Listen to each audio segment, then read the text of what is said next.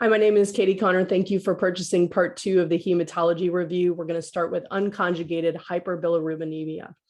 Gilbert syndrome is over on the left. This is a benign condition, whereas Crigler-Najjar is not a benign condition. Both of these affect the levels of unconjugated and conjugated bilirubin.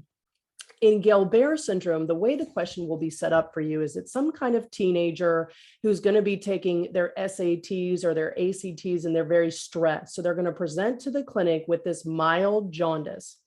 This is a benign genetic reduction in UDP gluconyl transferase, and this is what conjugates the bilirubin. And so if you don't have enough of that, you'll have a buildup of unconjugated bilirubin.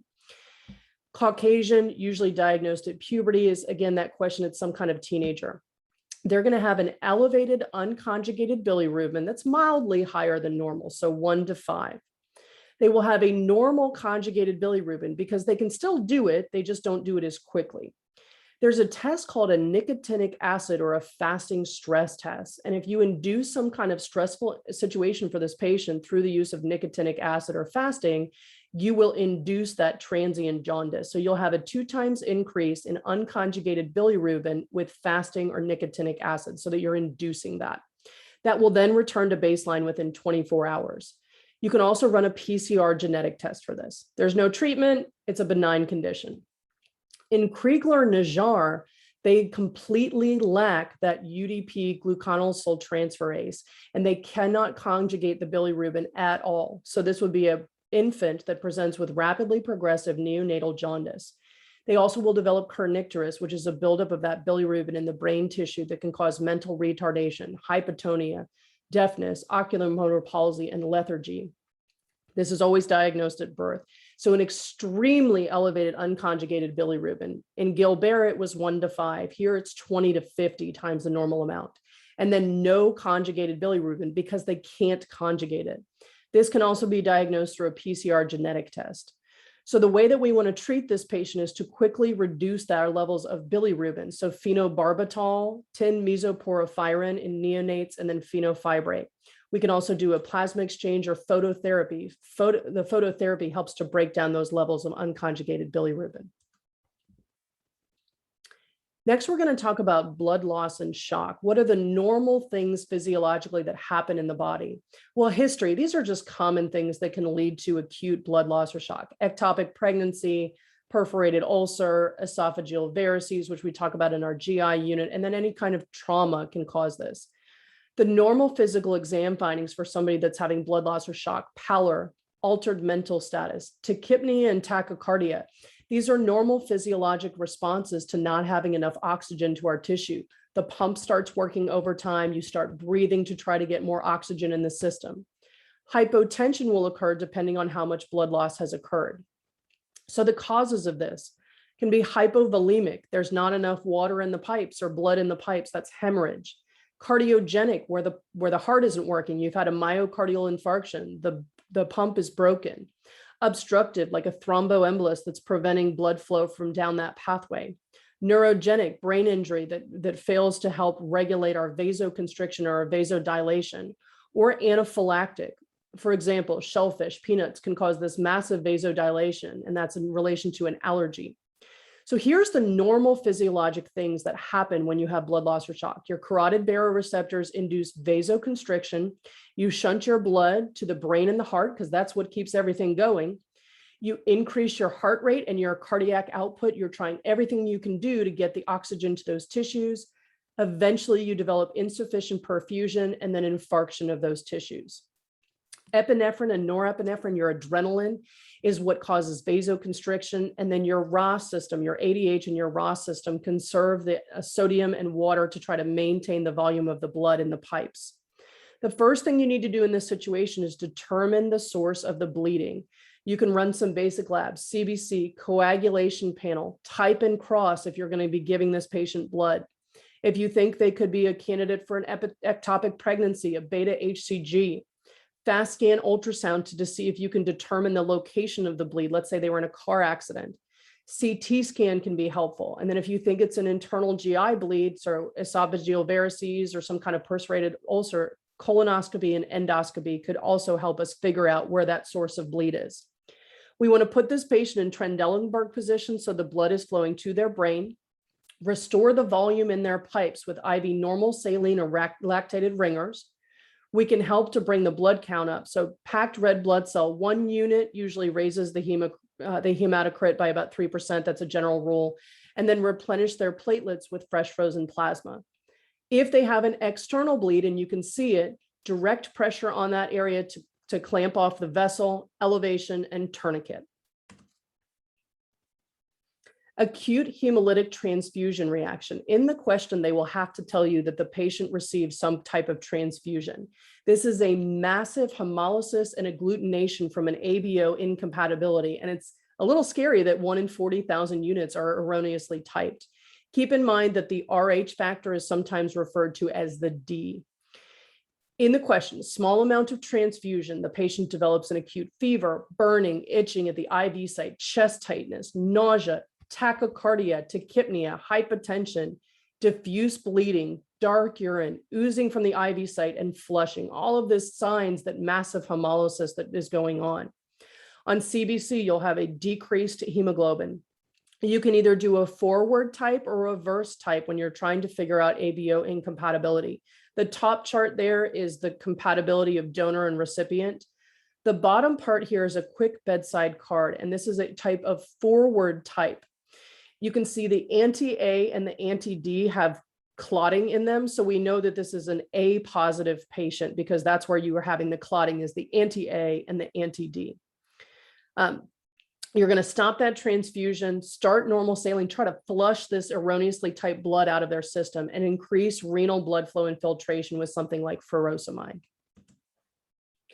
I promise you will have a board question on blood type. So remember that the blood type is named for the antigen that's on the red blood cell. So type A is A antigen, B antibodies.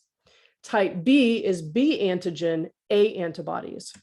Type AB, remember its name for the antigen is AB antigen, no antibodies. And then type O or 0, there is no antigen on that red blood cell, but they have both AB antibodies.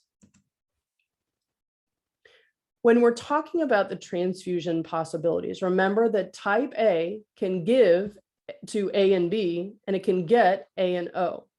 Type B can give to B or AB, and it can get B and O. Type A, remember this is the universal recipient is going to be AB positive. So they can give to AB, but they can get anything. So A, B, AB, and O. Remember that type O negative is the universal donor. And the way that you can remember that is if you look at the word donor, ON, O negative tells you it's the universal donor. So they can give to anybody, A, B, AB, and O, but they can only get O. For our D factor, our RH factor, R positive only gives to R positive, but it can get both. R negative gives to both, but it can only get negative. Just the way that I remember that is that RH negative can't have RH positive antibodies in the system. RH positive makes up about 85% of blood types. RH negative is about 15%. O is the most common blood type, and AB is the least common blood type. So those are kind of just trivia factoids for you there. I tried to simplify this a little bit and just kind of think about it this way. If you don't have a disease, you don't want to get it. So negative only wants to get negative. So RH negative only gives to RH negative. But if you already have a disease, it doesn't matter if you get it because you already have it. So positive can either get positive or it can get negative. So in our little flow chart here, RH negative gives to RH negative. RH negative gets RH negative. But it can give to both. So RH negative and RH positive. RH negative and RH positive can both give to RH positive. But RH positive can only give to RH positive. So let's kind of go through that flow chart again. RH negative only gets RH negative, but it can give to both RH negative and RH positive. RH positive can only give to RH positive. I tried to simplify that. Hopefully that helped. Now we're going to talk about coagulation disorders. And before we get started, we have two different types here. We have factor deficient bleeding, which is a deep type of bleeding. So bleeding into the joints, bleeding into the muscles.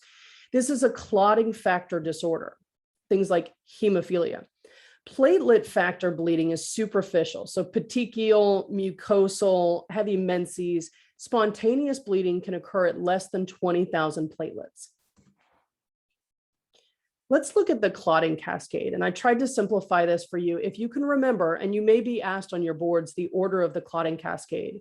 Remember that the last letter is the first letter of the next. So 12 ends in E, 11 begins in E, 11 ends in N, 9 begins in N, 9 ends in E, 8 starts in E, 8 ends in T, and 10 starts in 10. So that's the top part here. On the left side of the screen, you're going to see the intrinsic pathway. And remember that PTT is what measures the function of the intrinsic pathway. So I just remember the word PIT. I put intrinsic in PTT. On the right side, we'll see the extrinsic pathway. And remember that PT is our measure for extrinsic. So we have PET. I put E in the middle of PT. So PIT, intrinsic, PET, extrinsic. Then we have the common pathway towards the bottom. So let's watch how this happens. So 12 is activated, then goes to 11, then goes to 9, 8, and then they activate 10. 7 comes in from the extrinsic. Now we're in the common pathway. Prothrombin is turned into thrombin, fibrinogen to fibrin, and then 13 comes down and stabilizes that clot. So that is the clotting cascade. It is important to know the order of that. Disseminated intravascular coagulation. The way that I want you to remember this one is clotty, clotty, clotty, bleedy, bleedy, bleedy. This is typically going to be in ICU patients because these are the ones that have cancer, abruptio placenta, retained placenta, burns, severe burns, gram-negative sepsis, Ebola, and type of snake bite. So DIC is a pretty sick patient, will typically be an ICU patient in the question. On physical exam, they develop this widespread ecchymosis, this very deep ecchymosis all over their body, and then widespread hemorrhage out of every orifice. So nose, eyes, mouth. This is an emergent acute release of tissue factor, causes massive coagulation. So clotty, clotty, clotty. Then that causes massive microthrombi depletion of the proteins and the platelets. So then you get bleedy, bleedy, bleedy. That causes organ infarct and internal bleeding. So clotty, clotty, clotty, bleedy, bleedy, bleedy is going to be DIC. On CBC, we'll see a thrombocytopenia, decrease in platelets. On smear, we'll see those schistocytes. Remember, we talked about that in the second slide. These are the fragments of the erythrocytes as they're going through clots.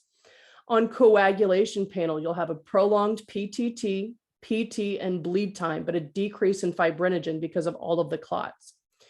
We want to replace their platelets with fresh frozen plasma, give them a platelet transfusion, and then antithrombin. There is a 50% mortality once you develop DIC.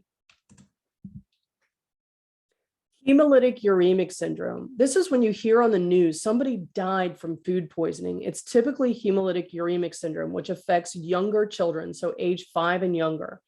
The way that they will present it to you in the question is, little Johnny was eating a hamburger at the neighborhood cookout and it wasn't very well cooked. He developed bloody diarrhea about 5 to 10 days before the onset of renal failure, so oliguria and hematuria.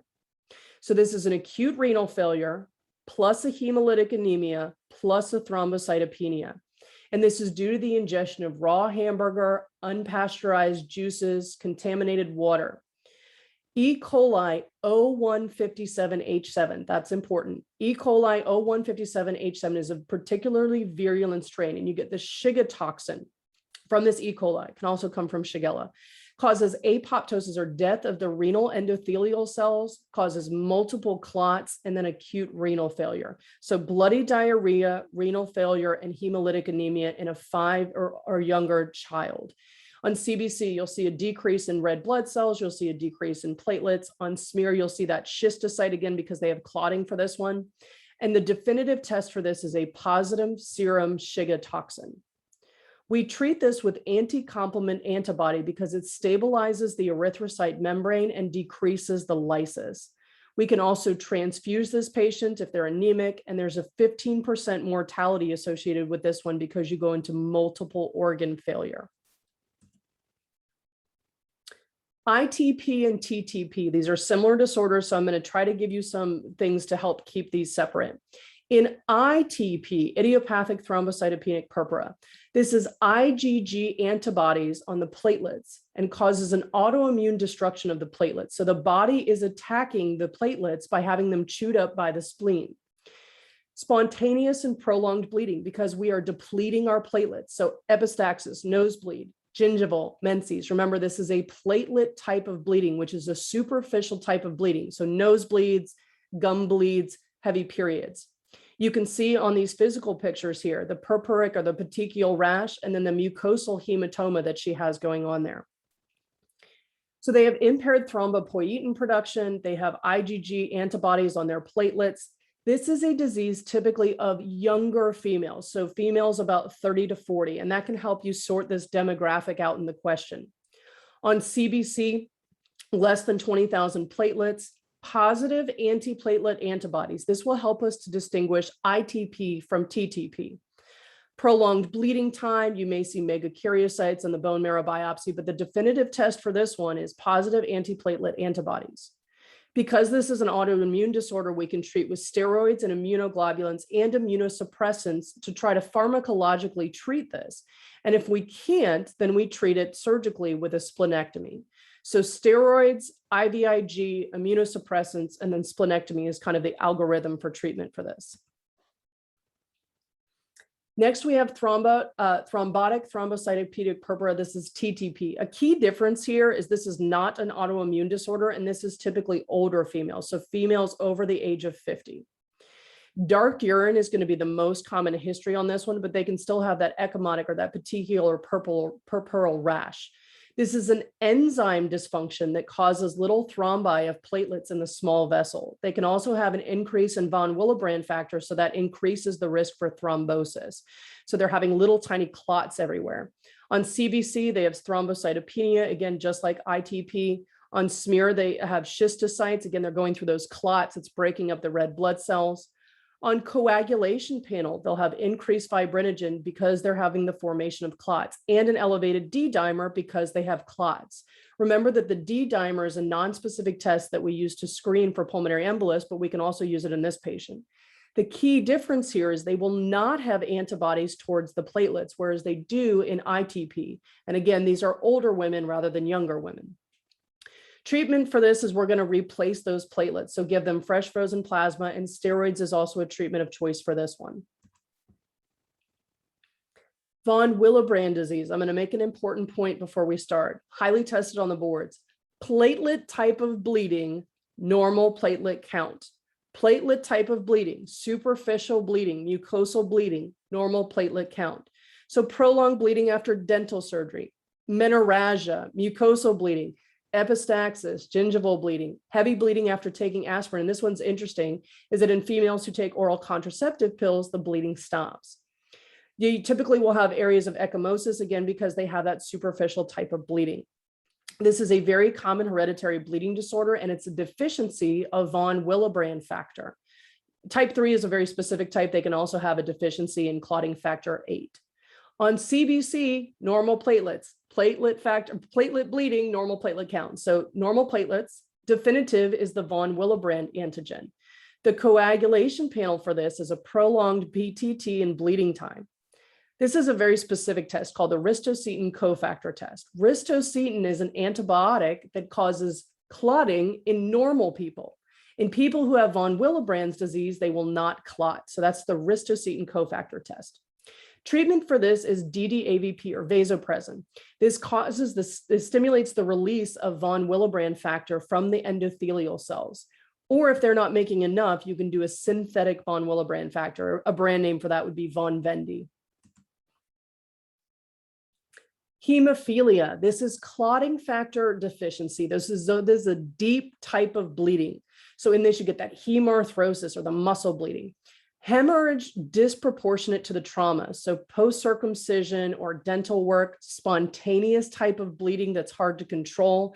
Hematemesis, they're throwing it up. Melena, it's in the stools. Hemoptysis, they're coughing it up, and then blood in the urine.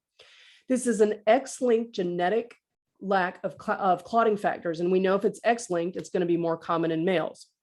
So factor 8 sounds like A, and that's going to be our most common one. So hemophilia A is a lack of clotting factor 8, and that's how I remember that. They sound the same. Lack of clotting factor 9 is going to be B, or Christmas disease, named after the person who discovered it.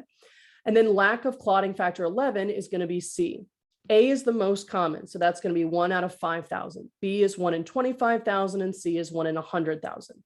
CBC has normal platelets. This is not an issue with their platelets, it's an issue with their clotting factor. On their coagulation panel, they'll have a prolonged PTT because it's the intrinsic pathway that's affected, but a normal PT and bleeding time.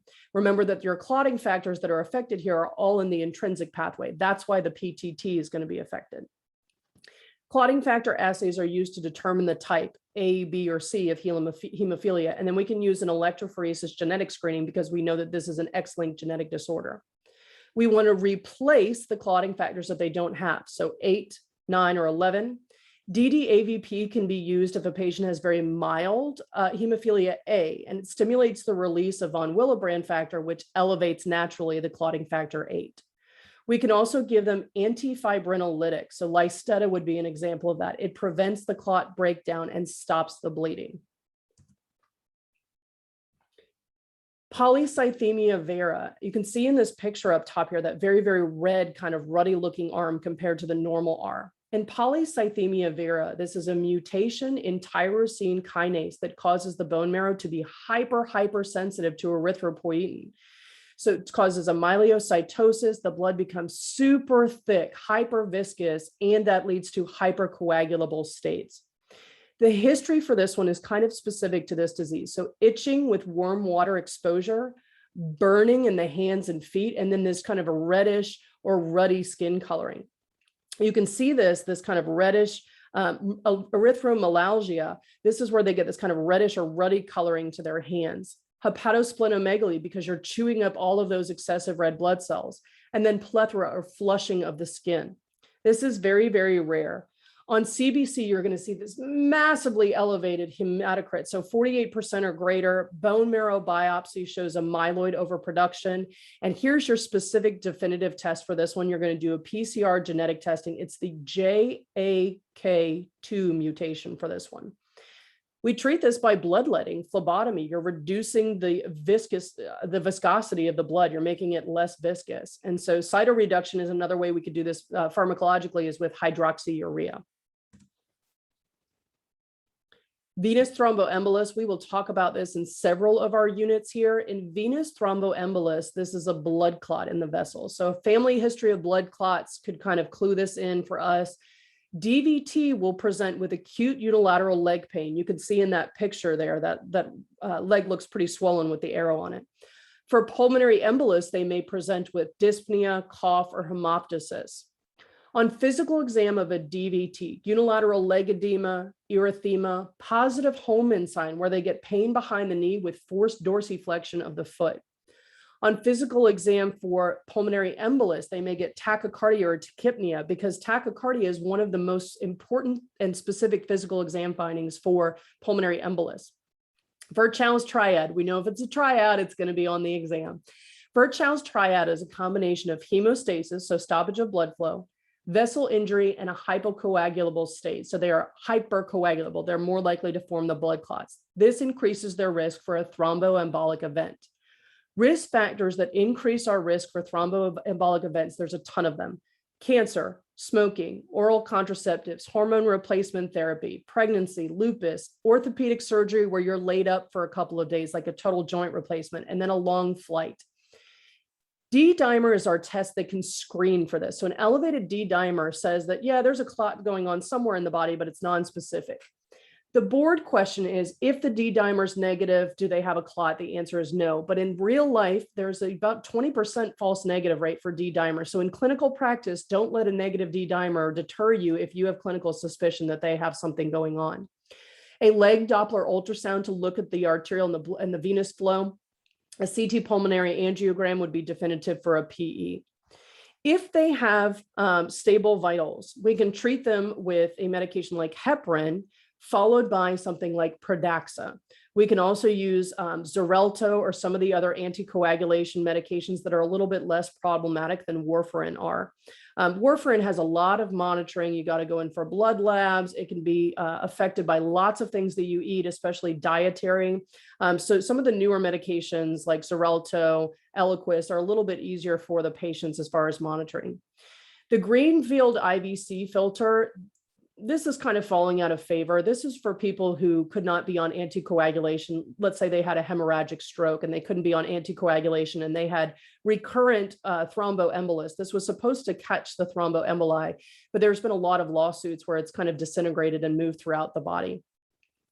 If they have unstable vitals or they're having a massive pulmonary embolus, you would use a thrombolytic medication or an embolectomy to go out and physically remove that clot. Other hypercoagulable states, these just get an honorable mention. So factor V Leiden, this is the most common hereditary hypercoagulability disorder. The factor V is activated normally, but it is resistant to degradation. So those clots remain around a lot longer. Protein C and protein S deficiency, they cannot degrade factors V and factor VIII, so they cannot degrade the clot.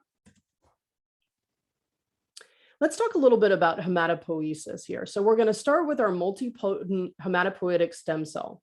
We have the myeloid line and the lymphoid line. So let's start with the lymphoid line. We have the lymphoid progenitor cell that develops the natural killer cell, the B cell lymphocyte, and the T cell lymphocyte. And the B cell lymphocyte will also generate our plasma cells. On our myeloid line here, we have our myeloid progenitor. It develops mast cells, our erythrocytes, our megakaryocytes, which turn into our thrombocytes. We have our myeloblast, which forms our granulocytes, which is our basophil, our neutrophil, and our eosinophils. And then we have our monocytes and our macrophages. So this is hematopoiesis here. And this is going to be important because we're about to talk about the leukemias. So remember, lymphoid line, B cells, T cells, myeloid line, everything else. So now we're going to talk about our malignancies here. Highly, highly, highly tested on the board. So I'm going to try to simplify these for you a little bit. Our acute leukemias always present with some kind of fever infection because it's acute. The body hasn't had a chance to adapt to it. So let's start with AML, acute myelogenous leukemia. Fever, infection, bleeding gums because remember our platelets are in our myelogenous line, so bleeding gums. This is platelet bleeding. Petechiae, splenomegaly because the spleen is chewing up all of these abnormal cells. This is a bone marrow overproduction of our myeloblasts, and they accumulate in the blood, the spleen, and the liver. The most common cause for this, remember our precursor from what seems like forever ago in this lecture, is myelodysplasia. Remember, myelodysplasia is a common predictor for developing AML. Down syndrome patients have 150 to 500 times risk for AML. Patients with neurofibromatosis or prior radiation also have increased risk for this. Typically, our AML affects people over the age of 70, so this is an older disease. On CBC, neutropenia is very specific for this one. Anemia, thrombocytopenia. White blood cell count can be high, low, or normal. On the smear, this is very important. Myeloblasts. Remember, myeloblasts are the kind of lazy teenager cells. They don't really do anything, but they take up a whole lot of space. And this point, our rods. AML is specific for our rods. That's going to be on the smear. Bone marrow biopsy will reveal about 20% myeloblasts, and then flow cytometry can help us genetically analyze this cancer. I'm going to come back to the treatment for a second because they're the same for the both. In ALL or acute lymphocytic leukemia, same thing, fever, infection, but this one usually causes more bone and joint pain than it does bleeding gums because remember that the platelets are not in the lymphoid line.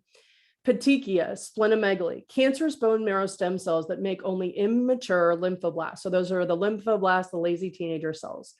Chromosomal translocation is typically the cause for this, but Down syndrome also has an increased risk, although not to the degree of AML. ALL is the most common pediatric leukemia. And the way that I remember that one is there used to be a soap opera, I don't know if it's still on, called All My Children. And so I remember All My Children affects mostly pediatric patients.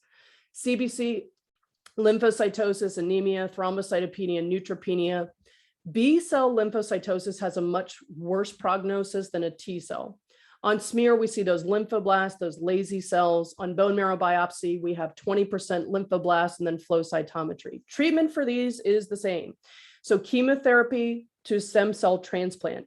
If their platelets go below 20,000, we want to transfuse those.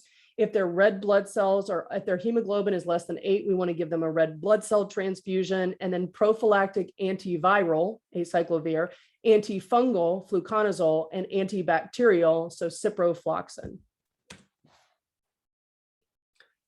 These are the chronic leukemias. In the chronic leukemias, they don't usually present with any symptoms. They're typically asymptomatic because the body has a chance to kind of adapt to the fact that this has been going on. So in CML, chronic myelogenous leukemia, they are asymptomatic. It is incidental. It's found on blood work. Nobody knew they had it. Oh my, we did a CBC and this looks kind of weird. Bone pain can also be caused by this one because they have an overproduction of those cells. Fatigue, infection, B-type symptoms. So fever, night sweats, cachexia, loss of appetite, kind of looking thinner. Hepatosplenomegaly, because it's been chewing up all of these abnormal cells. That's more common in CML than CLL because CML makes more. That myelogenous line has a lot more cells in it than the lymphoid line. In CML, slow growing bone marrow cancer that produces granulocytes with accelerated apoptosis, so they die quicker. This is a translocation of the BRCABL 922 Philadelphia chromosome that is most likely associated with the CML as the Philadelphia chromosome. This is about 20% of adult cancers. On CBC, we have a granulocytosis, so those granulocytes. White blood cells and platelets are variable. They can be high or low. On smear, we'll see the myeloblasts. On flow cytometry, that's where they'll detect that Philadelphia chromosome. And then on PCR, that's where they see the BRCABL translocation. Treatment for this, it could be hydroxyurea, cellular reduction, leukapheresis, they're taking out some of those abnormal cells, and then a stem cell transplant, depending on how problematic it is. In CLL, chronic lymphocytic leukemia, typically asymptomatic, very same, fatigue, infection, B symptoms that are non-specific. Lymphadenopathy is common with this one, petechiae, hepatosplenomegaly. This is a slow growing cancer, it's chronic, that produces B cell lymphoblasts. This is over age 60, and this one is the most common adult leukemia. So all ALL is the most common pediatric, CLL is the most common in adults. On CBC, we'll see a lymphocytosis. Remember the smear. Remember, we talked about this on the second slide. As they're doing that peripheral smear, they see basket or smudge cells. These are very fragile lymphocyte fragments. And then bone marrow biopsy is definitive for this one. This one can be treated with chemotherapy or a stem cell transplant, depending on how problematic it is. Here's our cheat sheet. This is the review of everything that we just talked about, because remember, these are highly tested on the board. So AML, ALL, both of these are symptomatic. They're acute. The body hasn't had a chance to compensate. Your chronics are typically asymptomatic. They're incidental. They're found on regular blood work. In acute, they are rapid replication of these lazy cells. In chronic, it's a slow replication of the cells, so the body can compensate, and they're still making normal cells too. Your prognosis is worst in AML because it's acute, the body can't compensate, and it affects most of the cells, the platelets, the red blood cells, the granulocytes. In ALL, it's a moderate prognosis, and typically because it's kids who are usually pretty healthy otherwise. In your chronics, it's a very good prognosis. Population here, and these are all good board questions. ALL, remember, all my children is #1 in kids. CLL is chronic in adults. They're pearls, the commonly tested things. So our rods, AML, we take our rods, our fishing rods at many lakes. CLL, remember, specific for those basket or smudge cells. And then CML has the most commonly tested stuff. So the Philadelphia chromosome, the way I remember this one is the CML, City of Motherly Love. I know it's brotherly love, but that's how I remember it. And then translocation, BRCABL. I think about brick buildings in Philadelphia for that one, and that's CML. Remember, the cells that are produced in our myelogenous are going to be our myeloblasts, and in lymphocytic is going to be our B cells and T cells. So this is probably the most important thing you need to look at for your leukemias. Next, we have our lymphomas, our Hodgkin's and our non-Hodgkin's. Hodgkin's has a very favorable prognosis, whereas non-Hodgkin's has a very poor prognosis. In Hodgkin's, the reason that it has a good prognosis is it has a predictable spread to the next lymph node in the chain. Non-Hodgkin's is kind of all over the place. In Hodgkin's, painless lymphadenopathy for longer than 1 month with our B symptoms, so fever, night sweats, cachexia. Very specific for this one is that it causes pain in the body with drinking alcohol. That's a board question right there. So in physical exam, rubbery lymphadenopathy in one chain. They may also have a paraneoplastic Guillain-Barré syndrome, which is ascending paralysis, and neuropathy. This is a tumor-producing B-cell cancer, and is usually caused by some kind of viral infection. So Epstein-Barr, HIV, it can also be genetic. This one has a dichotomy. It affects either 15 to 35 years old or over the age of 55. So there's two kind of age ranges there. Again, it's a favorable prognosis because it's predictable spread to the next node in the chain. CBC can have pancytopenia and neutrophilia, but those are nonspecific. Chest CT shows mediastinal lymphadenopathy over 8 centimeters. That's important to know. Lymph node biopsy shows the Reed-Sternberg cell. That's also a great board question. So lymph node biopsy, specifically Reed-Sternberg cell. We want to do a PET scan for staging, and then we can also do a laparotomy to try to figure out where it's going. Remember this one, favorable prognosis, stem cell transplant, and then chemoradiation depending on how advanced. Non-Hodgkin's is not good. That's the way that I remember that one. Remember, this is a poor prognosis. Painless lymphadenopathy longer than a month, same as Hodgkin's. B symptoms, same as Hodgkin's. This one does not cause pain with drinking alcohol. This one is actually associated with Hashimoto's thyroiditis. There's a huge correlation there. Rubbery lymphadenopathy, same as Hodgkin's, in more than one chain. Here's our differentiation. This also affects Wall-Dyer's ring, which is in the back of the mouth. And so that can lead to obstruction for breathing, swallowing. They can also develop a bowel obstruction from this, from those lymph nodes obstructing the intestinal flow. This is a tumor-producing B-cell, T-cell cancer associated with a chromosomal translocation. It can also be virally induced. There's the Epstein-Barr, there's HIV, hepatitis C, and then environmental toxins, things like insecticides, pesticides, benzenes. Unfortunately, non-Hodgkin's is 5 times more common than Hodgkin's, and that's bad because that's not the one that you want. This one doesn't have that dichotomy in the population. This one is only over age 55. Reason it's the poor prognosis is there's no predictable pattern or spread or progression to this one. So you're constantly trying to battle this one. This one is usually more advanced at diagnosis, it's poor prognosis, and the treatment is chemotherapy. So remember, non-Hodgkin's is not good. Multiple myeloma. This is a cancer of the bone marrow plasma cells that secrete cytokines and activate the osteoclasts to kind of go crazy. So the osteoclasts, remember, they chew up the bone, start making all of these multiple punched out lesions in the bone. This is a forearm x-ray that you see on the top there. So multiple myeloma can present as bone pain, and it's typically lumbar pain. Pathologic fractures. Why? Because this bone looks like Swiss cheese. This is obviously not a very structurally sound bone. So they get these pathologic fractures from minimal trauma. They can also develop neuropathy and opportunistic infections, things like pneumococcal or herpes zoster. On fundoscopic exam, they can develop macular detachment because they get calcium deposition in the back of the eye.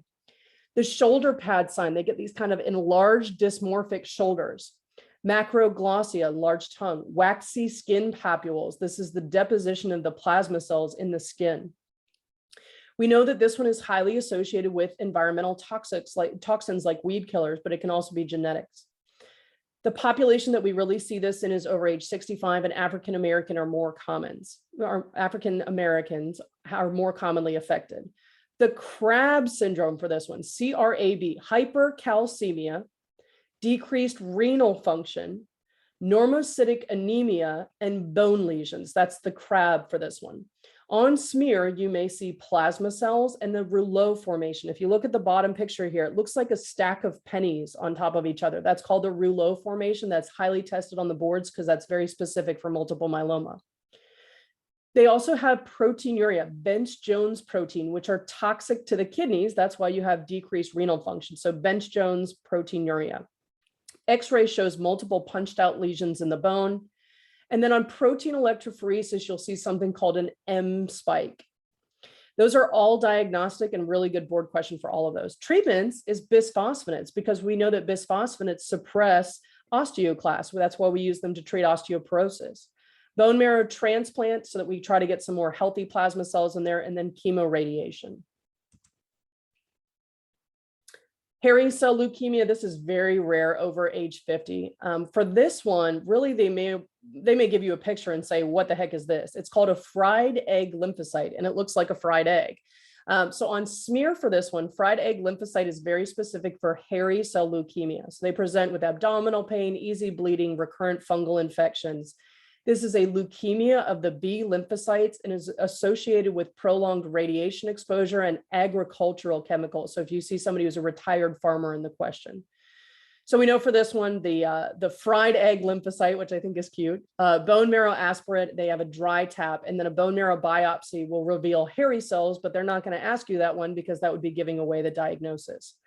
Treatment for this is chemotherapy. Thank you for joining us for hematology. I hope that was helpful for you. If you have purchased the test and the clinical pearls, those are available for you at any time. Remember, the clinical pearls can be taken as many times as you want, and the test can be taken once. If you have not decided to buy the test and you're kind of on the fence, let me just kind of remind you of what this looks like. Our clinical pearls are a matching exercise, repetition, repetition, repetition. You'll see on the left the most commonly tested things about the question, and then you have a drop-down menu.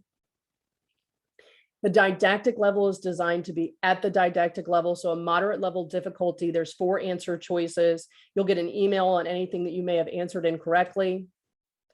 For didactic, or for the boards, a little bit up in difficulty. So at the board level difficulty, much more challenging, much more involved with labs and a little bit more synthesis for the question. This is 5 answer choices. You'll have these again emailed to you so that you can study them for the actual test. This is just the legalities, not used for medical diagnosis, for education only. Thank you for joining us, and I hope that you check out our other units and please subscribe. Have a great day.